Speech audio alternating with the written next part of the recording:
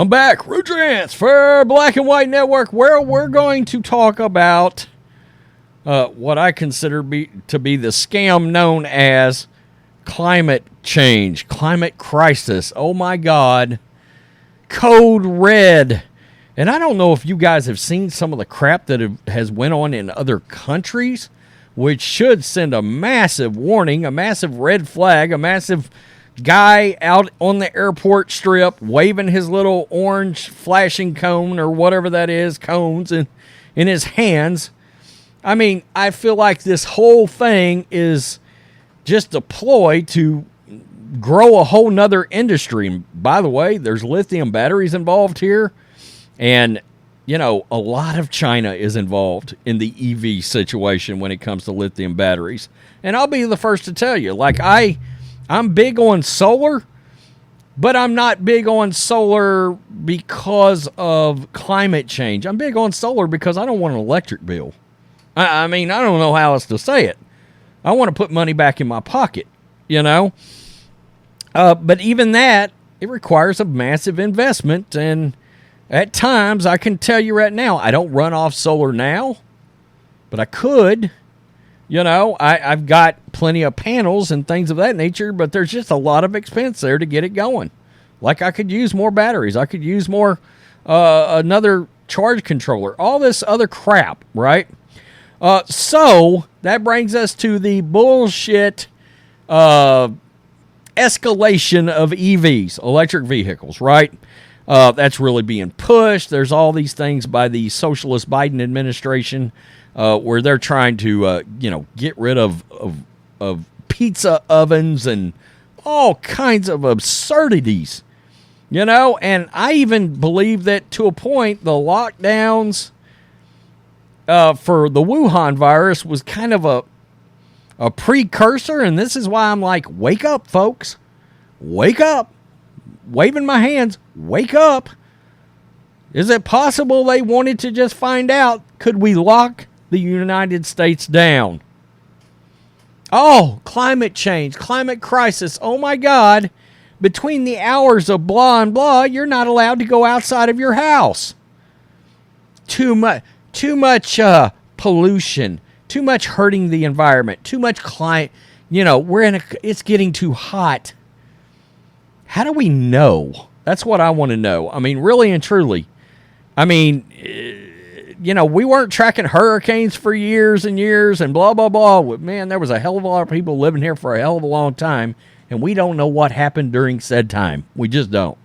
Okay? And there's a lot of research, too, that just shows all that is crap. I mean, they're even coming across, I just saw some cows on the television. They're even coming across trying to get rid of people and their cow shit because they're saying it's bad for the climate. Come again? Cow shit? We're going after cows and cow shit. Bill Gates? I mean, anybody? Just bringing that up. So, we've got this guy. There's been this push with EVs. And we have a man here who, hey, said, I'm going to buy myself an electric vehicle truck. A Ford truck. A $115,000 Ford truck. Now, look, if you're not a big Ford fan, you could, in theory, say, well, that's your first problem. Okay? Was buying a $115,000 Ford truck. But I've got nothing against Fords. Hell, I have a King Ranch. It's technically Mrs. Rance, but she's always like, well, that's yours too. This guy decided to go on a road trip. And he ended up ditching his $115,000 Ford EV truck because it was bullshit. The whole thing was dog shit. He was also going to Chicago. I hope that sumbitch was bulletproof. Was it bulletproof? Is that why it was $115K? Because damn. I mean, D-zam. I mean, and I do okay, but damn.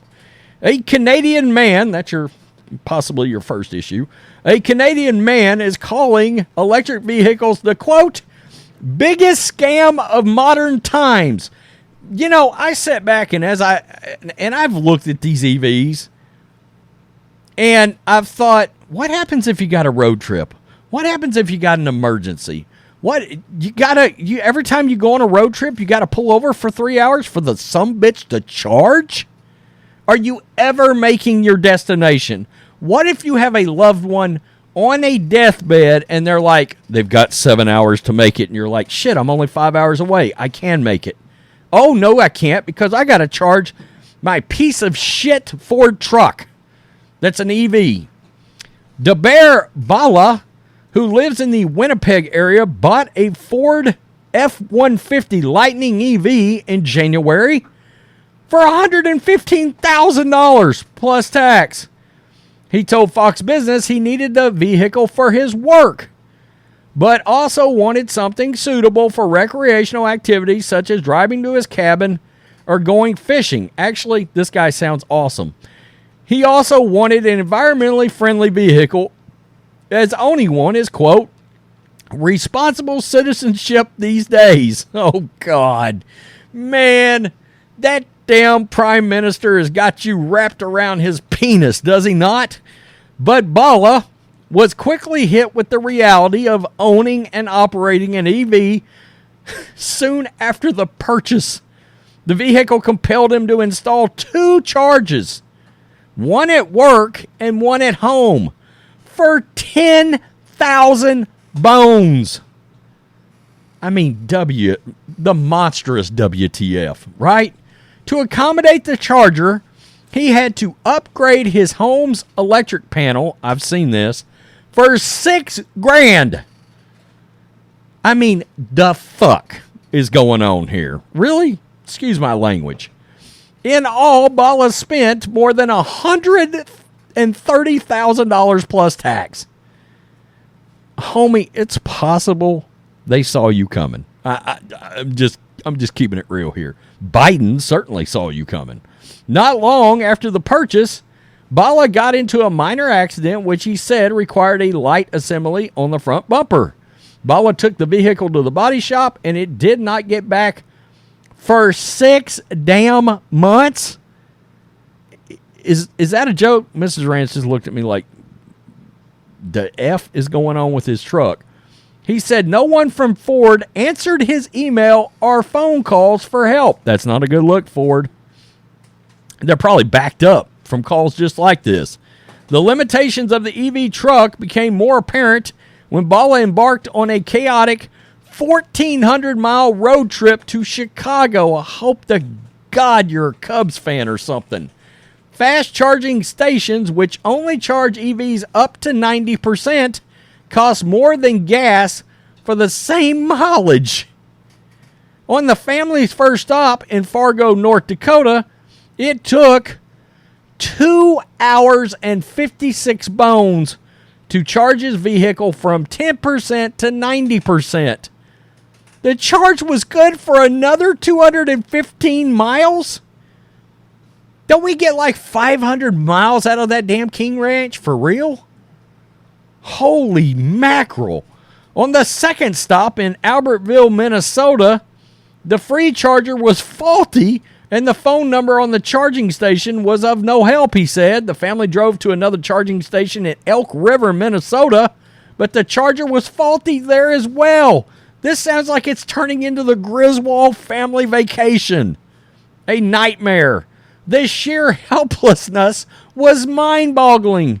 Bala wrote in an online post, "My kids and wife were really worried and stressed at this point. I'm sure your wife was probably like, you know, kind of thought you was intelligent, kind of thinking you might not be.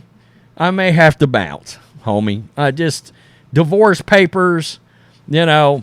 I mean, hey, don't bother dropping me off. I'll just walk from here because, hell, you're going to be walking soon." There were no other fast charging stations within the range of Elk River, and the vehicle had only 12 miles left. By now, it was late afternoon. We were really stuck, hungry, and heartbroken, Bala said. Bala ultimately had the vehicle towed to a Ford dealership in Elk River and rented a regular gas vehicle to complete his family's trip to Chicago. The family picked up the F-150 on their way back to Winnipeg.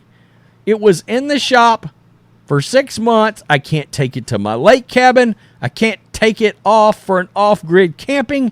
I can't take it for even a road trip. I can only drive it in the city. It's the biggest scam of modern times. You know, that's interesting. He brings that up. I do think there is also a clear agenda to get a lot of people to move into urban areas and get them out of rural areas. Now, why is this an agenda?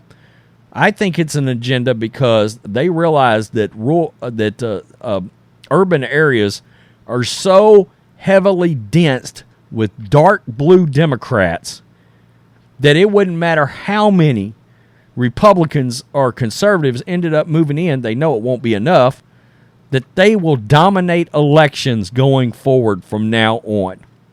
Pay attention to that, folks. I'm just saying.